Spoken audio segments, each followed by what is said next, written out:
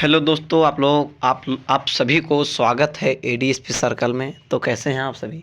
आशा और उम्मीद करता हूं कि मस्त और स्वस्थ होंगे और आप लोगों की पढ़ाई ज़बरदस्त चल रही होगी। तो बिना समय बर्बाद किए आज हम स्टार्ट करने वाले हैं साइंस, है ना। साइंस एमसीक्यू टर्म वन जो प्रीवियस ईयर है 2022 को, उसमें 40 क्वेश्चन पूछा गया था और ये बहुत ही इंपॉर्टेंट क्वेश्चन है 2022 का। और 2025 के एग्ज़ाम में कम से कम इससे आपके 15 एबव प्रश्न रहेंगे और सब्जेक्टिव में इसके कॉन्सेप्ट पे रहेंगे। ऑब्जेक्टिव मैं करवा रहा हूँ ताकि इसमें मिल जाए और सब्जेक्टिव कॉन्सेप्ट पे रहेंगे। और आप लोग ये गलती क्या करते हैं पता है? पीवाईक्यू को सॉल्व नहीं करते हैं। आप यदि पीवाईक्यू सॉल्व किए ना तो सब रिपीटेड क्वेश्चन ही आता है साइंस में। बस लोग अफवाह फैला दिए भाई साइंस बहुत टफ है, ऐसा कुछ नहीं होता, कुछ नहीं होता। बस रिपीटेड क्वेश्चन ही जैक डालती है और करती है। तो मैं दोनों मीडियम के बच्चों को बताऊंगा और कुछ कुछ एक्सप्लेन भी करूंगा। तो आप लोग और आप लोगों की तैयारी अच्छी होगी तो आप मेरे आंसर देने से पहले आप इसका आंसर दीजिएगा ताकि आप लोगों में कॉन्फिडेंस लगे। यदि आप इसका 20 से प्लस सॉल्व कर पा रहे हैं ना, 20 से प्लस अपने आप में, तो जान लीजिएगा मेरा तैयारी तगड़ा है। और नहीं 20 से कम कर रहे हैं ना तो समझ जाइएगा रात भर में भी है इस चैनल में कम से कम 2-3 वीडियो डाला जाएगा और 2-3 कंप्लीट कर लीजिएगा, आपके अच्छे खासे मार्क्स आ जाएंगे। तो टेंशन नहीं लेना है किसी चीज़ का, हम लोग हैं लगे हुए आपके सफलता के लिए। और आते हैं पहला नंबर। उत्तल दर्पण द्वारा बना प्रतिबिंब सदैव होता है तो सीधा होता है, ठीक है। फर्स्ट का 4 सीधा होता है। आते हैं इंग्लिश में पढ़ते हैं, the image formed by a convex mirror is always erect. दूसरा, गोलीय दर्पण का फोकांतर उसकी वक्रता त्रिज्या की क्या होती है? आधी होती है। R बराबर 2F आप जानते होंगे फॉर्मूला, चलिए कोई नहीं, फॉर्मूला क्यों डिस्कस करें, हटाइए, है ना। तो कोई नहीं। अब आते हैं 3 नंबर में। 3 नंबर क्या बोला है? अवतल दर्पण की फोकस दूरी होती है 3 नंबर ऋणात्मक। अवतल दर्पण पूछा इसलिए हम ऋणात्मक जवाब देंगे। और ये सब इंपॉर्टेंट है साइंस का, इंपॉर्टेंट, ये जो बैकबोन ऑफ साइंस जैसे कहा जाता है ना, रीढ़ की हड्डी, वो सब है ऑब्जेक्टिव के लिए। और ध्यान दीजिएगा आप लोग। चौथी, हजामती दर्पण के रूप में, हजामती मतलब आप समझ सकते हैं ना, वही टाइप में, मतलब इसका हो जाएगा अवतल। हजामती आप मान लो ना मिरर, जो सेविंग मिरर होते हैं ना, जिसे बार्बर लोग अर्थात नाई लोग यूज करते हैं, बस उसी को कहते हैं। अब आते हैं पंचवा। गोलीय लेंस मुख्यतः कितने प्रकार के होते हैं? भाई कितना इजी है बताओ, तो आप जवाब दो तो पहले, उसके बाद मैं दूंगा। बताओ गोलीय लेंस, इसका हो जाएगा ऑप्शन नंबर बी 2। गोलीय लेंस 2 प्रकार के होते हैं। अब आते हैं 6 में। उत्तल लेंस द्वारा वास्तविक आवर्धित प्रतिबिंब बना होता है जो वस्तु स्थित होती है। तो उत्तल 6 का हो जाएगा 2F और अनंत के बीच में होगा, तभी ये सेटिस्फाइड करेगा इस थ्योरी के अनुसार। 7वां में आते हैं। जब प्रकाश की किरण हवा से कांच में जाती है तो वह मुड़ जाती है। यार हवा से कांच में जाएगी तो ये अभिलंब की ओर मुड़ जाएगी, ठीक है, अभिलंब की ओर। और कांच से हवा में जाएगी ना तो अभिलंब से एकदम दूर चली जाएगी, दूर। मीडियम आप लोग पढ़े होंगे, एंगल ऑफ इंसिडेंट, मतलब incident ray of light, reflected ray of light, आपतित किरण, परावर्तित किरण, आप लोग पढ़ा होगा, डिस्कस भी किया होगा। तो कोई नहीं, 7 का इजी था और 7 का इजी था और इसका हो सकता है 7 में बताएं, ये इंपॉर्टेंट है। हो सकता है मैं क्वेश्चन आप लोगों को करवा रहा हूँ, प्रकाश की किरण हवा से कांच में जाती है तो क्या होता है? यदि आपका एग्जाम में आ जाए कांच से हवा में जाती है तो क्या होगी? तो जब कांच से हवा की बात करें ना तो ऑप्शन नंबर बी हो जाएगा, बी। लेकिन इसके लिए ऑप्शन नंबर 3 है। आप जितना स्टार दे लो इसका उतना कम है। अब आते हैं ऑप्शन नंबर, क्वेश्चन नंबर 8 में। लेंस की क्षमता के ऐसा ही मत रखे है। बताओ यार ये कोई क्वेश्चन है? 22 में पूछा, हो सकता है 25 में पूछ दे। 22 में तो पूछा, हो सकता है 25 में पूछ दे। तो 2025 में आप लोग देने वाले हैं एग्जाम, हाँ? तो क्या आप इसका जवाब दिए? अभी तक दिए? यदि आपका जवाब आ गया तो समझ जाइए आपका स्कोर बहुत ही अच्छा होने वाला है। इसका हो जाएगा डायोप्टर, जो हर बच्चों को पता होनी चाहिए। अब आते हैं 9 नंबर में। 9 नंबर, हमारे नेत्र में लेंस होता है, ये भी इजी है और ध्यान में रखना चाहिए, उत्तल, ठीक है। अब आते हैं 10 में। आँख के लेंस की वक्रता त्रिज्या को निर्धारित करती है। आँख का जो लेंस है वो पक्षमाभी मांसपेशियां करती है, जिसे हिंदी में हम क्या कहेंगे? हिंदी बता दें, क्लियरी मसल्स, ठीक है। अब 11 में आते हैं। स्पष्ट दृष्टि की अधिकतम दूरी का मानक मान क्या है? तो इसका होगा स्पष्ट, इसका अनंत है, कोई भी निर्धारित नहीं इसमें किया गया, अनंत है। अब आते हैं क्वेश्चन नंबर 12 में। हम अवतल लेंस के चश्मे का उपयोग करके किस दृष्टि दोष को दूर किया जाता है? तो 12 का हो जाएगा आपका ए, निकट दृष्टि दोष, ठीक है। और पूछ दिए उत्तल लेंस तो तो सब ध्यान देना, यहाँ उत्तल पूछे तो उसका भी जवाब देना है। उत्तल का आप कमेंट में बताइए, उत्तल का आप कमेंट में बताइए, कमेंट आना चाहिए भाई 12 नंबर का, ठीक है। अब आते हैं 13 में, तारे का टिमटिमाना। देख भाई कितना इंपॉर्टेंट है ये, क्लास 12th का में भी कॉन्सेप्ट से पूछा गया था, तारे का टिमटिमाना। 12th में भी ये पढ़ने को आपको मिलेगा, 10th में मिलेगा, तो मेरे अनुसार ये इंपॉर्टेंट है, आप इसे कंप्लीट कर लें और इसे आप रट लें। इसका हो जाएगा 2, तारे का टिमटिमाना, प्रकाश का अपवर्तन, जिसे आप इंग्लिश में क्या कहते हैं पता है, रिफ्रैक्शन ऑफ लाइट। स्थिति में एक सेकेंड माफ़ी चाहता हूँ, स्थिति में परिवर्तन होना, टिमटिमाना, छोटा बड़ा होना, अक्सर एग्जाम्पल जाता है रिफ्रैक्शन, रिफ्लेक्शन नहीं, रिफ्रैक्शन ऑफ लाइट। तो आते हैं हम 14 में, किसी अभिक्रिया में भाग लेने वाले पदार्थ को क्या कहते हैं, किसी अभिक्रिया में भाग लेने वाले पदार्थ को हम क्या कहते हैं, अभिकारक कहते हैं।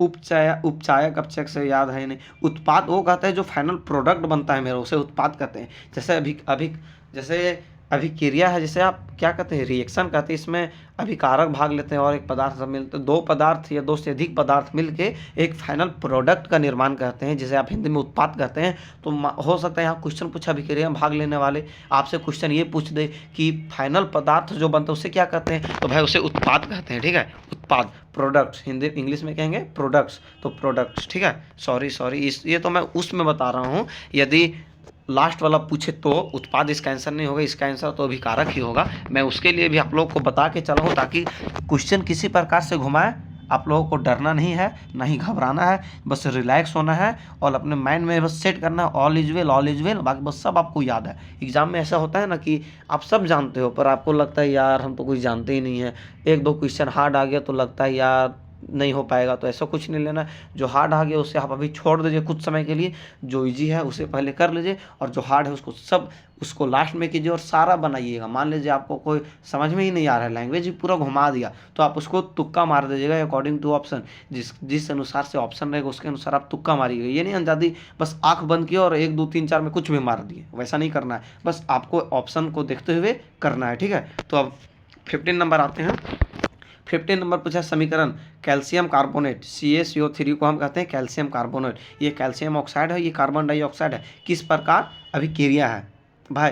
एक पदार्थ मान लो यहाँ दो में बदल रहा है तो क्या होगा पता है, वियोजन हो रहा है। संयोजन किसे कहते हैं, जब 2 या 2 से अधिक पदार्थ मिल के एकल उत्पाद का निर्माण करे उसे संयोजन कहते हैं। संयोजन का मतलब संयोज होना, जुटना, तो 2 या 2 से मिलके एक होगा संयोज, और वियोजन मतलब एक आपको 2 या 2 से अधिक में वियोजन होगा, जिसे आप खंडित हिंदी में कहते हो। वियोजन को आप खंडित समझ सकते हो, तो डिकम्पोजिशन इंग्लिश में कहते हैं डिकम्पोजिशन, और संयोजन का क्या हो जाएगा, मतलब कॉम्बिनेशन हो जाएगा, कॉम्बिनेशन जिसका प्रोनाउंसिएशन करते हैं। अगर मान लीजिए इसमें पूछ दिया, एग्जाम्पल तो यहाँ दिया है कैल्शियम कार्बोनेट का, जिसमें कैल्शियम ऑक्साइड है, कैल्शियम कार्बोनेट टूटा। यदि आपको एग्जाम में घुमा दे कैल्शियम ऑक्साइड और कैल्शियम कार्बोनेट करके, आपको कह कैल्शियम कार्बोनेट मतलब कैल्शियम ऑक्साइड और कार्बन डाइऑक्साइड आपका बना दे कैल्शियम कार्बोनेट, तो ये क्या हो जाएगा, संयोजन होगा। तो हम एक बना रहे हैं, हो सकता है इक्वेशन को रिवर्स कर दे और आपका वियोजन की जगह संयोजन हो जाएगा फिर आंसर,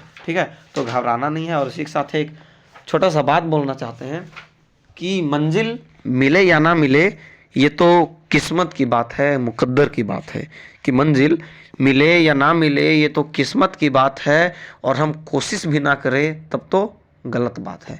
तो आप कोशिश करते रहिए, मंजिल मिलेगी, डेफिनेट है, एक न एक दिन जरूर मिलेगी। और साइंस का 2022 का हम सॉल्व करवाए हैं, इसी तरह जैक द्वारा निकाला गया इंपॉर्टेंट उसे भी सॉल्व करवाएंगे। ये वीडियो के बाद वही जाएगा। और साइंस का हम लोग टीम मेंबर जितने भी एक्सपर्ट टीचर हैं ना, हम लोग सब मिल के सोचे हैं कम से कम आप लोगों के पास कम से कम 3 से 4 या 5 प्रोवाइड करवाया जाए और सब उसी से आए, ठीक है। तो आप हमारे चैनल में बने रहिए, इस चैनल को सब्सक्राइब कर लीजिए। वीडियो कैसा लगा कमेंट कीजिए, पसंद आए तो लाइक कीजिए और अपने दोस्तों को पास फॉरवर्ड कीजिए, ताकि इस वीडियो से वो भी सीख पाए। और आपके बड़े भाई या छोटे भाई भी 10th में होंगे तो आप उन्हें भी वीडियो शेयर कीजिए। तो इसी के साथ हम टाइम नहीं बर्बाद करना चाहते ज़्यादा, आप लोगों का बहुत ही कीमती समय है और एग्जाम में ज़्यादा बचा भी नहीं है टाइम, है ना।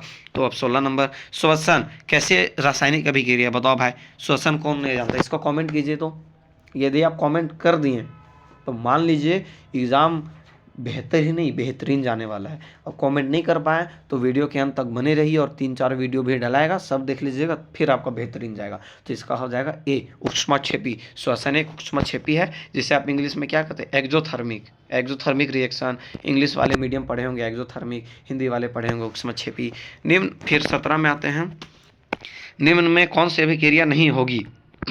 अभिक्रिया नहीं होगी तो आप लोगों को पता है, इसका हो जाएगा 2 जिंक सल्फेट और कॉपर। जिंक कैसा धातु है, जिंक के बारे में हम लोग को पता होगा, और कॉपर आ गया तो ये अभिक्रिया पॉसिबल नहीं है। अब आते हैं 18 में, निम्न में कौन संतुलित समीकरण है। संतुलित करना है तो आपको समझा भी दूंगा, इसमें आप लोगों को एक्सप्लेन कर देता हूँ, टाइम लगे तो लगे पर आप कॉन्सेप्ट सीख के जाए। इसका हो जाएगा, आप देखिए यहाँ पे सोडियम लेते हैं, सोडियम का यहाँ एक अणु, यहाँ एक अणु, ठीक है। हाइड्रोजन के यहाँ 2 अणु और यहाँ हाइड्रोजन का 2 और 2 4 अणु। तो क्या हुआ, हाइड्रोजन का तो यहाँ तो 2 अणु है पर इस साइड हाइड्रोजन का 4 अणु है, तो ऑप्शन नंबर ए गलत हो गया। आते हैं ऑप्शन नंबर बी में, आयरन, एफी को आयरन कहते हैं, यहाँ 3 अणु आयरन का, कलर चेंज कर करके समझाते हैं ताकि आप लोगों को ईजी लगे, है ना। तो सॉरी, माफ़ी चाहता हूँ। अब यहाँ देखिए, आयरन का 3 अणु है यहाँ पे और आयरन का यहाँ पे 3 अणु है। आयरन सेटिस्फाइड हुआ। अब आते हैं H2O बोला है ना, हाइड्रोजन, हाइड्रोजन का 4 दूनी 8 अणु, हाइड्रोजन का यहाँ 8 अणु, ऑक्सीजन का 4 अणु, ऑक्सीजन का 4 इंटू ओ, ऑक्सीजन का 4 अणु, मतलब बी नंबर कंप्लीटली मिल गया। सी और डी को चेक ही नहीं करेंगे भाई, जब मिल गया तो क्यों हम चेक करें, टाइम क्यों बर्बाद करें। हाँ कोई नहीं। अब आते हैं 19 में, इसको अच्छा सा आपको समझा दिया हूँ, है ना। और दिक्कत होगा तो आप एक्सप्लेन करना, मैं शॉर्ट्स वीडियो आप लोगों तक डाल दूंगा यदि आप लोगों को समझ में ना आया होगा तो, पर कमेंट कीजिएगा वीडियो कैसा लगा और इम्पोर्टेंट है। अब आते हैं 19 में, बहुत ही ईजी है और आप इसे स्टार दे लो, इम्पॉर्टेंट हो सकता है अकॉर्डिंग टू मी, ये एग्जाम में पूछा जा सकता है ना। ये नहीं पूछा तो इसके कॉन्सेप्ट से रहेगा, इसको कॉन्सेप्ट मैं समझा देता हूँ। मैं एक्सप्लेन पूरा कर रहा हूँ बस, इसीलिए अभी तक 19 ही क्वेश्चन हो पाया डिस्कस, अन्यथा मैं अभी पूरा वीडियो खत्म कर देता। पर आप लोगों को चाहता हूँ कम ही क्वेश्चन बताऊँ पर कॉन्सेप्ट वाला बताऊँ, नॉलेज वाला बताऊँ। अब आता हूँ 19 में, अभिक्रिया जिंक ऑक्साइड और कार्बन मिलके जिंक और CO में उपचयन होता है। तो ये क्या पूछ रहा है पता है, उपचयन होता है। तो 19 का पूछ रहा है, तो 19 का हो जाएगा बी, कार्बन। उपचयन होता है, उपचयन अपचयन आप जानते होंगे, है ना। अब आते हैं 20, कौन सा पदार्थ लाल लिट्मस पदार्थ को नीला कर देता है। भाई लाल को नीला करेगा क्षार, है ना। 20 का हो जाएगा 2, लाल को नीला करेगा क्षार और नीला को लाल कौन करेगा, अम्ल। ध्यान से सुनिएगा, नीला आप कॉपी में लिख लीजिए या स्क्रीनशॉट ले लीजिए, नीला को लाल करेगा अम्ल और लाल को नीला करेगा क्षार, ठीक है। तो इस 20 के अनुसार क्षार हो जाएगा। अब आते हैं 21 में, 21, निम्न में कौन दुर्बल अम्ल है। भाई इसमें कॉन्सेप्ट आते हैं, इसके कॉन्सेप्ट मैं आप लोगों को समझा देना चाहता हूँ। पीएच स्केल जिसमें से 1 से लेके 14 तक संख्याएं अंकित रहती है, बीच में 7 रहती है। 1 to 7 जाने पे अम्लीय होगी और अगर 7 रहा तो कम अम्लीय, 1 रहा तो ज़्यादा अम्लीय और 7 रहा तो क्षार, है ना। और अम्ल क्षार, हाँ। और 7 से 14 में गए तो लवण आ गया, 14 रहा तो पूरा लवण और 14 से कम रहा तो कम लवण। तो इसी कॉन्सेप्ट पे मैं आप लोगों से, यार क्या हो गया, एक मिनट कहाँ तक थे आप लोग, तो 20 तक ना, हाँ। तो 21 नंबर हम डिस्कस करने वाले थे, तो ये आप लोगों को समझ गए होंगे। मिटाता हूँ और क्वेश्चन समझाता हूँ। निम्न में कौन दुर्बल अम्ल है। यार इसमें पीएच स्केल का कॉन्सेप्ट दे दिया हूँ पर इसमें आपका यौगिक पूछ लिया कौन सा अम्ल है कौन क्षारक है। तो 21 का हो जाएगा आपका ऑप्शन नंबर डी, CH3COOH। आगे आएगा क्वेश्चन, बस मैं इसीलिए कॉन्सेप्ट दिया हूँ ताकि आगे की सवाल आप आसानी से लगा पाएँ। अब आते हैं 22, अम्ल के जलीय विलयन में उत्पन्न होता है। अम्ल में क्या होगा पता है, अम्ल में H+ आयन, और क्षार में कमेंट कीजिए तो क्या होगा बताइए, मैं बताता हूँ, OH- आयन। तो अम्ल में H+, क्षार में OH।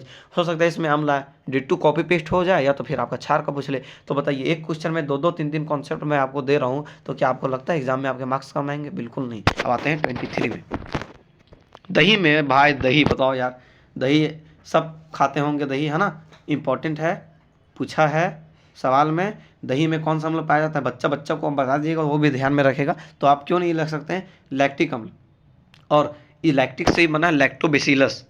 लैक्टोबैसिलस एक जीवाणु का नाम है, हो सकता है आपके जीवाणु पूछ ले, दही में कौन सा जीवाणु पाया जाता है, लैक्टोबैसिलस, है ना। तो लैक्टिक एसिड हो जाएगा, बी नंबर सही हो जाएगा। तो बताइए, एक क्वेश्चन में 2-2 3-3 नॉलेज दे रहा हूँ, कॉन्सेप्ट दे रहा हूँ, तो कहीं ना कहीं गलत तो नहीं है। देखिए, जो मैं 21 में जो कॉन्सेप्ट करवाया था 24 में यूज हो गया है। अब इसका जवाब आप दीजिएगा। अम्लीय विलयन का पीएच मान क्या होता है?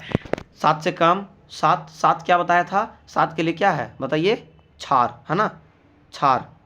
7 के लिए क्षार है। 7 से कम अम्ल और 7 से अधिक लवण। 7 के बराबर 7, भाई 7 के बराबर 7, ऑप्शन नंबर 1 और 3 में कोई अंतर ही नहीं है। कोई अंतर है क्या बताओ? 7 के बराबर कोई अंतर नहीं, सेम। फिर भी क्वेश्चन घुमा दिया ताकि बच्चे गलत कर दें। और आपका हो जाएगा, आपका इसमें हो जाएगा क्या पता है? कुछ कलर में चेंज कर लेता हूँ ताकि आप लोग इरिटेट ना हो। अम्लीय पीएच मान होता है अम्लीय विलयन का 7 से कम। क्वेश्चन में पूछ दिया क्षारीय विलयन, तो आप क्या कीजिएगा? 7 से 14। यदि पूछ दिया अम्ल क्षार लवण 3-3 होता है, तो आप तीनों का कॉन्सेप्ट अच्छे से देख लीजिएगा ना, तो टेंशन नहीं लेना है। अम्ल क्षार क्षारीय अम्लीय है ना, तो टेंशन नहीं लेना है। आपका आ जाएगा 25। कौन अधिक क्षारीय है बताओ भाई? अभी तो बता ही रहा था 25 25 25। जवाब दो आप। 25 जो जिसका पीएच वैल्यू 14 हो, है ना। अम्ल क्षार लवण जिसका पीएच वैल्यू 7 हो, बीच का हो जाता है, ना अम्ल न क्षारक। जो 1 से 7 में हो उसे अम्ल कहते हैं, जो 7 से 14 हो उसे क्षार कहते हैं। तो जो 14 हो सबसे अधिक क्षारीय होता है। 25 का 4 हो जाएगा, है ना। अब आते हैं 26। विरंजक चूर्ण का रासायनिक सूत्र क्या होता है? 26 का हो जाएगा ए, calcium oxychloride. Calcium oxychloride CaOCl2। तो आते हैं 27। प्रकाश संश्लेषण में ऑक्सीजन बाहर निकलती है, बताओ भाई कैसा क्वेश्चन है? इतना इजी क्वेश्चन है, जल से ना निकलेगा तो आप लोग जानते होंगे, उम्मीद है। अब आते हैं 28 में। अनॉक्सी श्वसन के फलस्वरूप क्या होता है? ऑक्सी अनॉक्सी घुमा के क्वेश्चन पूछ सकता है, ध्यान दीजिएगा। 28 का बी हो जाएगा आपका एथिल अल्कोहल। निर्माण पूछा है तो D2 कॉपी पेस्ट हो सकता है, ध्यान में दीजिएगा। निम्न में कौन परजीवी है? 29 का हो जाएगा आपका ऑप्शन नंबर बी, क्या है? प्लाज्मोडियम। प्लाज्मोडियम हिंदी इंग्लिश दोनों सेम नेम है, मैं ज़्यादा टाइम नहीं करूँगा बर्बाद। रुधिर के तरल भाग को क्या कहते हैं? रुधिर है ना, रुधिर, उसका तरल भाग को क्या कहेंगे? ए, प्लाज्मा। देखो भाई, बोलने बोलने से खांसी आ गया है यार, तो वीडियो को आप लोग लाइक कर दीजिएगा, है ना। चैनल में होंगे सब्सक्राइब कीजिएगा। मछली के हृदय में कोष्ठों की संख्या होती है 31 का हो जाएगा 2। मनुष्य पूछता 4, मछली पूछा 2। हो सकता है एग्जाम में मनुष्य पूछ दे या मछली का कॉपी पेस्ट कर दे, कुछ भी हो सकता है, पढ़ लेना है। मनुष्य के वीर्य एक तंत्र भाग, ये इंपॉर्टेंट रहेगा, देख लीजिएगा आप, है ना। उत्सर्जन से संबंधित है वृक्क, और उत्सर्जन से इसमें मनुष्य के पाचन तंत्र का जो है ना, इसके बारे में आप पढ़ लीजिएगा। एनसीईआरटी बुक में होगा या जेसीईआरटी बुक में होगा, उसमें आप देख लीजिएगा कौन कौन क्या से संबंधित। 132 जी हाँ बिल्कुल। 33 में मैग्नीशियम पाया जाता है। 33 का हो जाएगा आपका ऑप्शन नंबर ए, क्लोरोफिल में। 34 का हो जाएगा किसमें मुकुलन विधि द्वारा जन्म? भाई हाइड्रा में, ये भी इंपॉर्टेंट था हम लोगों के लिए, मतलब 2022 के जो बच्चे हैं उन लोगों के लिए, और मैं इसे इंपॉर्टेंट दे रहा हूँ। अब 35 में आते एड्स रोग किसके कारण होता है? एड्स एक बहुत ही खतरनाक विषाणु है मेरे भाई, तो 35 का हो जाएगा 2। अब 36 परागकोश में होते हैं।